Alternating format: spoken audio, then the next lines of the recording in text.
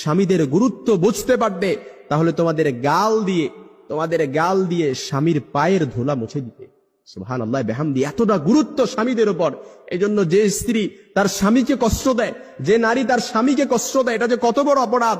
এ ব্যাপারে আল্লাহ রাসূল সাল্লাল্লাহু আলাইহি সাল্লামের আরেকটা হাদিস, দুনিয়ায় যখন কোনো নারী তার স্বামীকে কষ্ট দেয়, জান্নাতে হুরেরা তখন সাথে সাথে বলে, তুমি কেন আমার স্বামীকে কষ্ট দিলা? কেন তুমি আমার স্বামীকে কষ্ট দিলা? কাতালা কিল্লা, আল্লাহ তোরে ধ্বংস করুক, আল্লাহ তোরে ধ্বংস করুক। কেন জান্নাতি হুরেরা এমন বলে?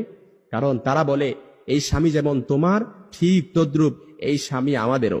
কারণ সে দুনিয়া থেকে মৃত্যুবরণ করতে দেরি, জান্নাতে আসতে দেরি, তার জন্য আমাদেরকে অবধারিত করতে আল্লাহ তাআলা দেরি করবে না। এজন্য মনে রাখবেন যে নারীরা তার স্বামীকে কষ্ট দেয়। আপনি তো বোঝেন না, আপনি যে স্বামী পাইছেন এটা একটা হীরার টুকরা পাইছেন। আপনি যে স্বামী পাইছেন এই স্বামীর কদর করতে হবে। আল্লাহ রাসূল বলেন, আল্লাহ ছাড়া কাউকে সিজদা দেওয়ার আদেশ